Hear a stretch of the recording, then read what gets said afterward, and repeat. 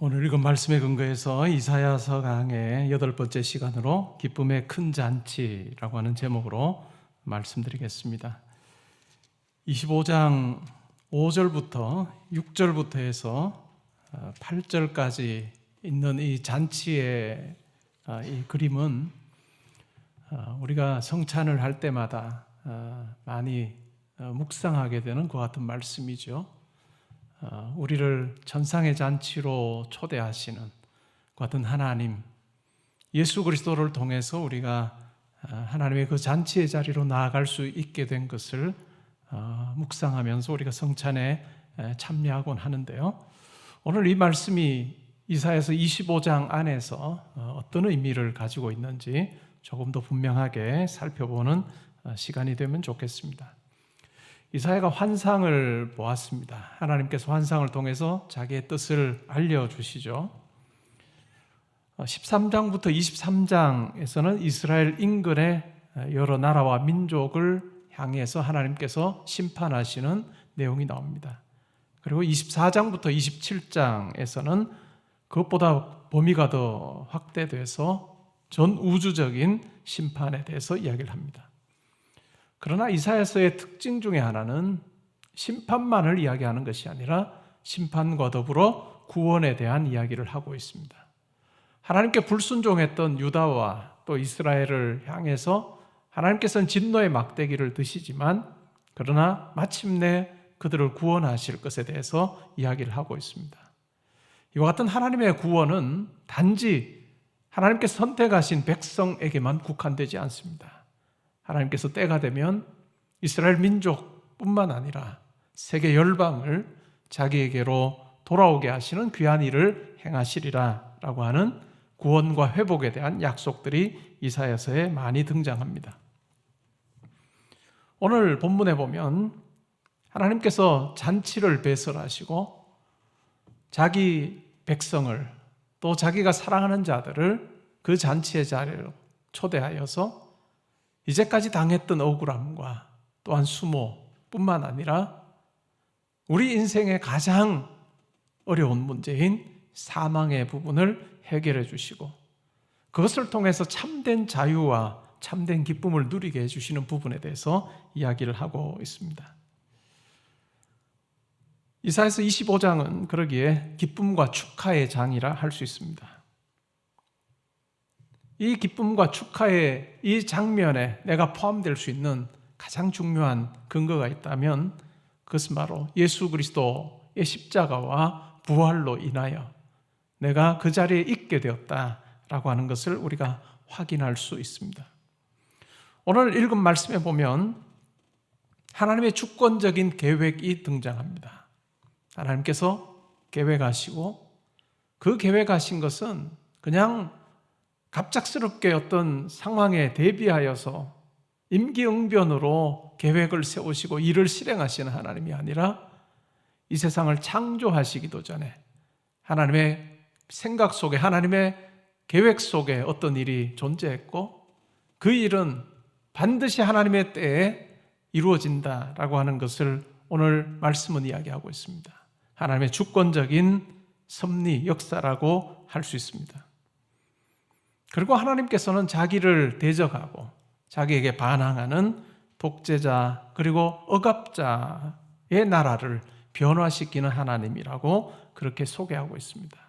하나님께서는 자기를 대적하는 자들도 돌이켜서 하나님을 인정하고 찬양하게 하시는 그와 같은 능력의 하나님이심에 대해서 이야기를 합니다. 그리고 우리가 잔치의 그 장면을 통해서 예수 그리스도의 십자가와 부활에 대해서 또 예수님의 승리에 대해서 우리가 생각을 해보며 이 장 마지막에서는 그럼에도 불구하고 여전히 순종하지 않는 자들을 하나님께서 진노하시고 또 무찌르시는 것 같은 내용에 대해서 이야기를 합니다. 오늘 크게 세 가지로 살펴보기를 원하는데 첫 번째는 1절부터 5절에 나오는 대로 하나님께서는 변화시키는 하나님으로 등장하고 계십니다. 25장에 보시면 1절에는 노래가 나옵니다. 여호와여 주는 나의 하나님이시라 내가 주를 높이고 주의 이름을 찬송하오리니 주는 기사를 옛적에 정하신 뜻대로 성실함과 진실함으로 행하셨습니다 라고 하는 노래가 나옵니다. 그리고 그 내용이 나오는데 왜 이와 같은 노래를 부를 수 있게 되었는지에 대한 이야기가 이어서 나오고 있습니다. 주께서 성읍을 돌무더기로 만드시며 견고한 성읍을 황폐하게 하시며 외인의 궁성을 성읍이 되지 못하게 하사 영원히 건설되지 못하게 하셨다라고 이야기합니다. 성읍이 나오고요. 또 견고한 성읍이 나오고 외인의 궁성이 등장합니다. 이 당시에 이사야 선지자가 바벨론, 아수르, 많은 강대국들에 의해서 위축되어 있는 유다 백성들, 또한 이미 침략을 당한 그런 사마리아 사람들, 이스라엘 백성들, 그러면서 주변에 있는 강대국의 힘이 얼마나 큰지를 잘 알고 있는 그 같은 사람들에게, 또한 그 같은 상황에서 이야기를 합니다. 하나님의 계획하심이 성읍을 돌무더기로 만드시고 또한 견고한 성읍을 황폐하게 하시고 외인의 궁성을 성읍이 되지 못하게 하셔서 영원히 건설되지 못하게 하신다라고 하는 놀라운 이야기를 합니다.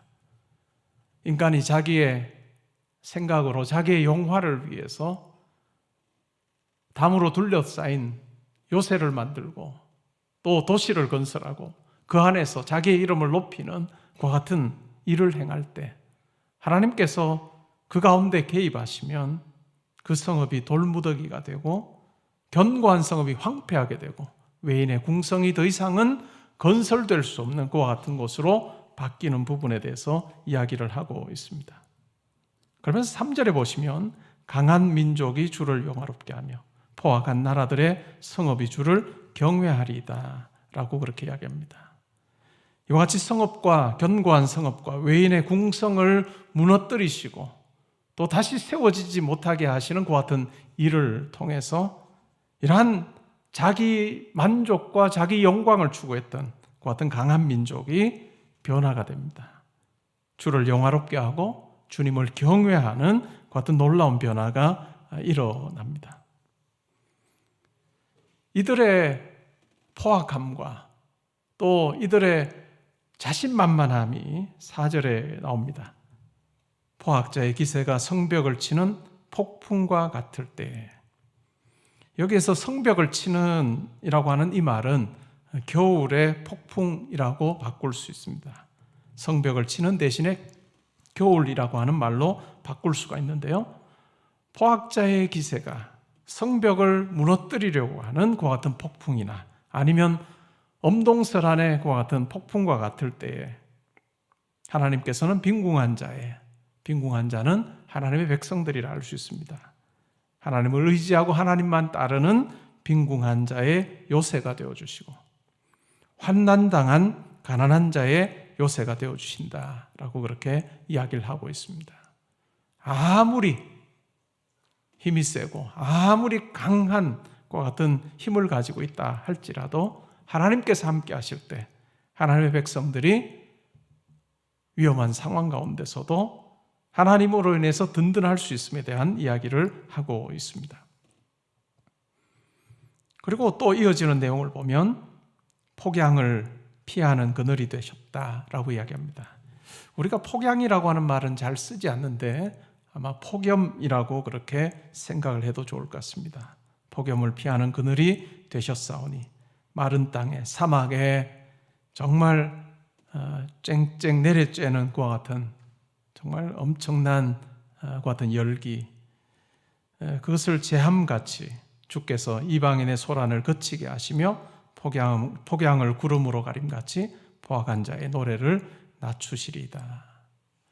하나님께서는 하나님을 대적하는 자는 낮추시고 그러므로 마침내 하나님을 노래하게 하시고 또 하나님의 백성들은 가난하고 궁핍함 가운데 이러한 폭풍과 또한 폭염 속에 인생에서 양극단의 그 같은 기후 속에 그것을 통해서 우리 인생의 모든 어떤 삶의 자리에서 하나님께서는 가난한 자와 또 자기를 의지하는 자들에게 요새가 되어주신다 그리고 그늘이 되어주신다라고 그렇게 이야기를 하고 있습니다. 이 하나님의 섭리, 이것을 통해서 이것을 보고 경험한 자가 경배하고 노래합니다. 1절에 노래하죠. 여호와여 주는 나의 하나님이시라. 내가 주를 높이고 주의 이름을 찬송합니다. 라고 그렇게 노래하고 있습니다. 하나님의 백성의 가장 우선적으로 해야 되는 일이 있다면 그것은 바로 경배와 찬양과 예배라 할 수 있습니다. 우리가 이 세상 사는 동안에 아직 주님을 알지 못하는 많은 자들을 주께로 이끄는 전도와 선교의 일에 우리는 열심을 내어야 하는 것이 사실입니다. 그러나 우리가 전도하고 또 선교하는 그 목적이 무엇인가 하면 아직 주님을 알지 못하던 자들이 이 선교를 통해서 주님을 알게 되어 그들 또한 1절에 나오는 이 시인의 노래처럼 여호와여 주는 나의 하나님이시라. 내가 주를 높이고 주의 이름을 찬송합니다. 라고 하는 이 찬양과 예배를 드리도록 하는 것, 그것이 바로 우리의 선교의 궁극적인 목적이라 할 수 있습니다. 여러분, 천국에 가면 우리가 선교할까요? 천국에 가면 총동원주일이 있을까요? 이웃사랑 초청주일이 있을까요? 천국에는 없을 것입니다. 아니, 없습니다.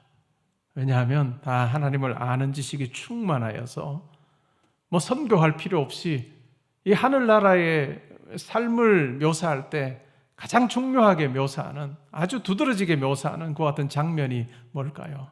하나님을 예배하는 것입니다. 하나님을 예배하는 것이죠. 그러기에 예배는 어떠한가요? 예배는 영원한 것입니다. 믿음, 소망, 사랑, 이 세 가지는 항상 있을 것인데 그 중에 제일은 사랑이라 라고 했던 것처럼 우리가 성도로 살면서 이 세상에 살면서는 믿음도 필요하고 소망도 필요합니다. 그러나 우리가 하나님 나라 갔을 때는 믿음, 소망이라고 하는 것보다는 사랑이 지배하는 곳, 성도 간의 사랑, 하나님을 향한 사랑이 지배하는, 이미 소망은 우리 가운데 성취된 것이 될 것이고 믿음은 우리가 하나님을 봄으로 우리가 하나님과 함께 더불어 사는 것을 통해서 우리의 이 땅에서의 믿음과는 또 다른 그 같은 형태가 우리 가운데 주어진다라고 하는 것입니다. 예배도 마찬가지입니다.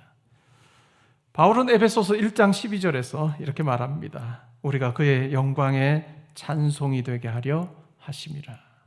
우리가 그의 영광의 찬송이 되게 하려 하심이라. 하나님께서 우리를 선택하시고 우리를 구원하신 그 목적이 무엇인가? 그것은 바로 우리가 그의 영광의 찬송이 되게 하려 하심이라. 그리고 하나님께서는 무자비한 나라를 변화시키셔서 하나님을 믿게 하시고 또한 은혜를 경험하게 하시고 또한 하나님을 인정하고 찬양하게 하시는 놀라운 변화를 일으키신 것을 우리가 잘 알 수 있습니다. 하나님은 권능의 하나님이십니다. 아무리 큰 나라, 강한 세력이라 할지라도 이 양동이에 물 한 방울 정도밖에 안 된다라고 말씀은 이야기하고 있습니다. 그만큼 하나님, 전능의 하나님 앞에서는 정말로 절대적으로 무력할 수밖에 없습니다. 이 전능하신 하나님께서 사람들을 변화시키시는 방식이 있습니다. 그 변화시키는 방식은 얼굴과 얼굴을 맞대어 그 일을 행하십니다. 하나님께서는 창조하실 때 빛이 있으라 말씀하셨고 그 권능의 말씀은 빛이 있게 했습니다. 그런데 하나님께서 우리 인간을 변화시키실 때는 결코 한 번의 말을 선포하심으로 그와 같은 일을 행하시지 않으셨습니다. 타락한 우리 인간을 향해서 하나님을 대적하는 나라와 또한 권세를 향해서 변화되라, 깨끗해져라 라고 하는 말로 끝내지 않으시고 마침내 자기의 아들을 때가 되었을 때 이 땅에 보내시는 것을 통해서 그 일을 행하십니다.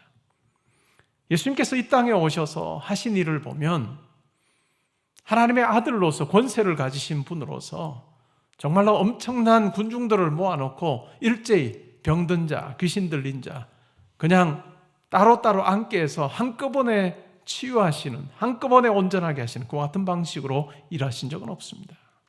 한 사람 한 사람을 만나셔서 그 사람을 새롭게 하는 일을 행하셨습니다. 12의 혈루증 앓은 여인이 예수님의 옷자락을 만졌을 때 예수님에게서 능력이 나갔음을 확인하고 그 여인과 대화하는 것을 통해서 그 여인을 더욱더 믿음의 길로 더 온전케 하시는 그 같은 일을 행하셨다는 것을 우리는 잘 알고 있습니다. 죽었던 회당장 야이로의 딸 집을 방문하여서 직접 딸을 만지시고 일으키시는, 살아나게 하시는 그 같은 일을 행하셨습니다. 앞을 볼 수 없는 자, 그의 눈에 진흙을 이겨서 붙여주시고 또한 명령하시고 순종할 때 그가 낫게 되었던 것을 우리는 잘 알고 있습니다. 하나님께서 누군가를 변화시키실 때 또한 자기 백성 삼으실 때 취하시는 방식이 있다면 그것은 바로 한 사람 한 사람을 변화시키시고 자기 백성으로 삼으시는 것 같은 일을 행하십니다. 다니엘서 4장에 보면 느부갓네살 왕이 나옵니다. 느부갓네살 왕이 영토가 더 확장되고 자기 힘이 점점 더 세집니다. 그러자 자기 왕궁에 올라가서 자기가 이룬 그 나라를 봅니다. 그러면서 이렇게 말합니다. 이 큰 바벨론은 내가 능력과 권세로 건설하여 나의 도성으로 삼고 이것으로 내 위엄의 영광을 나타낸 것이 아니냐. 내 능력과 권세로 이것을 이루어냈고 이것이 내 위엄의 영광이다 라고 하는 이야기를 합니다. 그런데 아주 재밌는 것은 이 느부갓네살 왕이 이 말을 아직 하고 있을 때, 성경은 이렇게 말합니다. 이 말이 아직 왕의 입에 있을 때에 하늘에서 소리가 났습니다. 어떤 소리가 날까요? 나라의 왕위가 내게서 떠났다. 너는 이제 사람에게 쫓겨나서 들짐승과 함께 살고 소처럼 풀을 먹을 것이고 이제 7대가 지나면 다시 왕위에 오르게 될 거다. 그렇게 하는 이유가 무엇이냐 하면 지극히 높으신 이가 자기 뜻대로 그것을 이루신다는 것을 알게 하려 하심이라 라고 그렇게 합니다. 하나님께서 말씀하신 대로 결국 느부갓네살 왕이 쫓겨납니다. 그리고 그렇게 예언대로 손톱이 길고 머리카락을 느리뜨린 채 마치 짐승처럼 그렇게 한동안 지내게 됩니다. 때가 되었을 때 하나님께서 다시 그를 회복시키십니다. 그가 하늘을 우러러 보았을 때 그에게 다시 총명함이 주어집니다. 그리고 결국 그가 다시 왕의 자리에 복귀하게 됩니다. 그러면서 느부갓네살 왕은 이렇게 고백합니다. 내가 지극히 높으신 이에게 감사하며 영생하시는 이를 찬양하고 경배한다. 그 권세는 영원한 권세요. 그 나라는 대대에 이르리로다 라고 그렇게 고백하고 있습니다.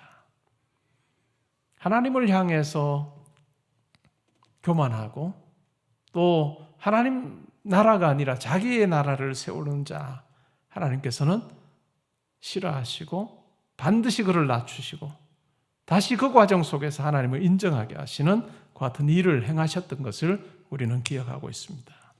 아무리 강한 나라, 강한 열방이라 할지라도 하나님 앞에서 이와 같은 과정을 통해서 하나님을 인정하게 되는 것을 오늘 말씀은 이야기하고 있습니다. 우리는 성도를 핍박했던 사울을 잘 알고 있습니다. 다메섹으로 이기양양하여 예수 믿는 자를 잡으러 가던 그를 예수님께서 부활하신 주님께서 나타나셨습니다. 사울의 이름을 부르시고 또한 그를 마침내 예수 믿는 자가 되게 하시고 또 예수를 전하는 자가 되게 하시는 놀라운 변화를 그에게 허락하셨습니다. 이 자리에 있는 우리도 마찬가지일 것입니다. 하나님을 대적하고 하나님을 알지 못하고 살았던 우리를 하나님께서 하늘의 사냥개가 되셔서 우리를 집요하게 찾아오셔서 우리를 하여금 마침내 하나님을 인정하게 하시고 또 하나님을 노래하는 자로 그렇게 우리를 변화시켜 주신 것을 잘 알고 있습니다. 오늘 1절에 나오는 이 고백이 주는 나의 하나님이시라 내가 주를 높이고 주의 이름을 찬송하리다 라고 하는 이 고백이 개인적으로 저와 여러분의 고백이 되고 체험이 될 수 있기를 바랍니다. 소문을 들어서는 찬양할 수 없습니다. 소문으로는 찬양할 수 없고 우리 삶 가운데 함께 하신 하나님을 우리가 체험할 때 비로소 우리가 찬양하는 자가 된다라고 하는 것입니다. 두 번째는 6절부터 8절에 영원히 사망을 삼킴으로 잔치를 베푸시는 하나님을 찬양하고 있습니다. 6절에 보시면 만군의 여호와께서 이 산에서 만민을 위하여 기름진 것과 오래 저장하였던 포도주로 연회를 베푸시리니 곧 골수가 가득한 기름진 것과 오래 저장하였던 맑은 포도주로 하실 것이며, 하나님께서 참 귀한 기름진 것과 또 오랫동안 저장하였던 포도주를 자기 백성을 위해서 내놓으시는, 준비하시고 내놓으시는 그 같은 내용을 이야기합니다. 그리고 7절에 보시면요, 또 이 산에서 모든 민족의 얼굴을 가린 가리개와 열방 위에 덮인 덮개를 제하시며 사망을 영원히 멸하실 것이라. 주 여호와께서 모든 얼굴에서 눈물을 씻기시며 자기 백성의 수치를 온 천하에서 제하시리라. 여호와께서 이같이 말씀하셨느니라. 하나님께서 하늘의 잔치로 초대하고 계십니다.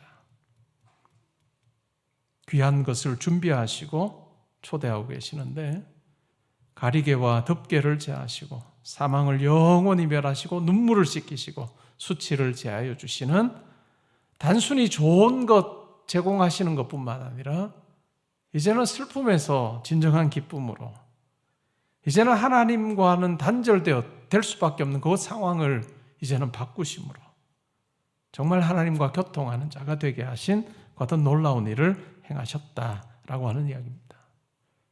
우리가 이 세상 살면서 필연적으로 우리는 예수 그리스도께서 재림하시지 않으면 우리는 육체의 사망을 경험할 수밖에 없습니다.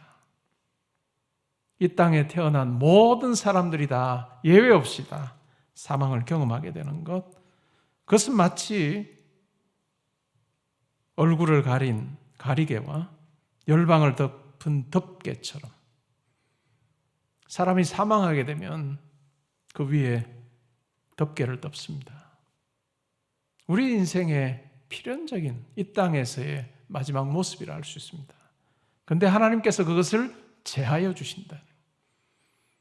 죽은 자 위에 덮은 그 천을 제하여 주시는, 이제는 더 이상 사망에 의해 종노릇하지 않고 사망의 권세에 억눌려 살지 않고 이 죽음을 넘어선 영원한 생명을 누릴 수 있는 그와 같은 놀라운 영생의 삶이 보장되었음에 대해서 오늘 말씀은 이야기하고 있습니다. 구약 성경에 보면 솔로몬 왕의 잔치도 나옵니다. 왕후 에서더가 배설한 잔치도 나옵니다. 근데 이러한 잔치들보다도 비교할 수 없이 훌륭한, 아니 우리가 반드시 참여해야 되는 그 잔치가 있다면 25장에 나오는 이와 같은 하나님께서 베푸시는 이와 천상의 잔치를 알 수 있습니다. 마태복음 8장 11절에 보면 이런 내용이 나옵니다. 동서로부터 많은 사람이 이르러 아브라함과 이삭과 야곱과 함께 천국에 앉으리라. 천국에 앉으리라. 하나님께서 이 천국 잔치로 초대하고 계십니다. 이 천국 잔치에 이와 같은 내용이 될 수 있는, 모습이 될 수 있는 것이 있다면 그것은 바로 예수 그리스도께서, 하나님의 아들이신 예수께서 우리를 대신하여 십자가에 죽으시고 부활하심으로 사망의 권세를 깨뜨리심으로 우리가 더 이상 죽음 앞에 벌벌 떠는 자가 되지 않게 하신 그 놀라운 일 때문에 가능했다는 것을 우리는 기억할 필요가 있습니다. 그러기에 바울 사도는 고린도 전서 15장에서, 부활장이라 부르는 15장에서 이렇게 말합니다. 썩을 것으로 심고 썩지 아니할 것으로 다시 살아나며, 욕된 것으로 심고 영광스러운 것으로 다시 살아나며, 육의 몸으로 심고 신령한 몸으로 다시 살아남에 대한 이야기를 하고 있습니다. 우리가 이 세상 살면서 우리가 그와 같은 천상의 잔치로 초대받았음을 기억하고, 또한 그 천상의 잔치로 초대받은 우리는 이 세상에서 죽음으로 끝나는 삶이 아니라 죽음 너머의 영광스러움이 보장된 삶이라는 것을 우리가 기억하며 담대하게 하나님 백성으로 살면 좋겠습니다. 그리고 세 번째는 9절부터 12절에 보면 거만한 나라들을 저주하시는 하나님이 등장합니다. 모압으로 묘사되는 하나님께 순종하지 않는 백성들을 멸하시는 부분에 대해서 이야기하고 있습니다. 결론적으로 우리 삶에 한번 적용을 해보면 좋겠습니다. 우리가 하나님 나라, 하나님의 이 잔치로 초대받았다라고 하는 것을 날마다 기억하면 좋겠습니다. 우리가 하나님을 만나고 하나님과 함께하는 그것은 우리가 죽고 나서 하늘나라에 갔을 때 가능한 것이 아니라 우리의 매일의 삶에서, 특별히 예수님께서 이 땅에 오셔서 그 당시 사회 속에서 가난하고 억눌리고 소외된 자들과 함께 식사하시면서 그 식탁의 자리가 바로 하나님께서 초대하신 천국의 잔치의 자리다라고 말씀하셨던 것을 우리가 기억하면서 우리의 식사의 자리, 우리의 삶의 전 영역에 함께하기를 원하시는 하나님을 우리가 만나며 살면 좋겠습니다. 자기를 위해서 사는 자, 그리고 자기 영광을 구하는 자, 하나님께서 참 싫어한다라고 하는 것을 느부갓네살 왕뿐만 아니라 헤롯 왕을 통해서도 우리가 확인할 수 있습니다. 사도행전에 보면 헤롯 왕이 이방 사람들이 아첨하고 또 찬양하는 그것을 인조이합니다. 마치 신의 소리로다라고 하는 그와 같은 말에 거부하지 아니하고 그냥 그 자리를 인조이할 때 하나님께서 충이 벌레가 그를 먹어 죽게 하셨다는 것을 우리는 잘 알고 있습니다. 얼마나 하나님께서 하나님을 외면하고 자기를 높이는 자를 싫어하는지를 우리는 그 사건을 통해서 확인합니다. 반면에 하나님께서는 자기 백성과 얼마나 함께하기를 원하시는지요. 출애굽기 마지막 장에 보면 성막을 하나님께서 지시한 대로 다 짓고 나서 이제 완성되었을 때 어떤 일이 벌어집니까? 완성되자마자 바로 즉시 그 성막에 임재하시는 하나님의 그 모습을 우리가 구약 성경을 통해서 잘 확인할 수 있습니다. 뿐만 아니라 베드로가 고넬료의 집에 가서 예수 그리스도의 부활과 십자가와 부활이라고 하는 이 놀라운 복음을 선포할 때 베드로의 설교가 끝나기도 전에 성령이 그들 가운데 임재해서 성령의 세례를 받게 하심으로 이방인이지만 하나님 백성이라고 하는 놀라운 표징을 주셨던 것을 우리는 잘 알고 있습니다. 여러분, 이 두 가지 모습 중에 우리가 어떠한 모습으로 살아야 할까요? 하나님 앞에 항상 겸손한 자로, 또 하나님을 높이는 자로, 하나님의 이름을 노래하는 자로 우리가 살 때 하나님께서 우리를 보시며 참으로 기뻐하실 것입니다. 하나님께서 우리가 하늘에 속한 자임을 자기의 영이신 성령을 우리 가운데 주심으로 보증해 주시고 확증해 주십니다. 고린도후서 1장 1절 22절에 바울 사도는 이렇게 말합니다. 우리를 너희와 함께 그리스도 안에서 굳건하게 하시고 우리에게 기름을 부으신 이는 하나님이시니 그가 또한 우리에게 인치시고 보증으로 우리 마음에 성령을 주셨느니라. 우리 안에 하나님의 영인 성령을 허락하여 주시고 우리가 하나님께 속한 자임을 날마다 확인하게 하시고 이것이 우리에게 보증수표가 되어서 우리가 하늘나라에 속한 자이고 하나님께 속한 자이고 그 영광스러운 잔치에 초대받은 자임을 우리로 하여금 날마다 알게 하시는 그 하나님의 은혜와 역사가 있다는 것 우리가 기억하면 좋겠습니다. 우리가 성령을 사모하고 성령님이 함께 하시기를 충만하시기를 구하는 것은 내가 어떤 권능을 더 행하고 하는 이러한 것 이전에 내가 하나님의 사람임을, 예수 그리스도를 통해서 내가 하나님의 자녀 되었음을 확인하게 하시는 놀라운 하나님의 일하심의 방편이라는 것을 우리가 기억하면 좋겠습니다. 그러하기에 우리가 하나님의 영이 우리를 충만히 지배하시기를 간구할 때 하나님께서는 우리를 위해서 아끼시지 아니하고 자기 아들을 내주신 하나님께서 우리를 위해서 아끼지 아니하시고 우리 가운데 함께 하시는 것을 경험하게 되는 우리의 삶이 되어서 이 땅에 우리의 삶을 통해 하나님의 이름을 존귀하게 드러내고 또 많은 이들에게 살아계신 하나님, 좋으신 하나님, 선하신 하나님을 많은 사람들에게 보여주고 증거하는 받은 복된 삶 사는 저와 여러분 되시기를 주님의 이름으로 축복합니다. 아멘.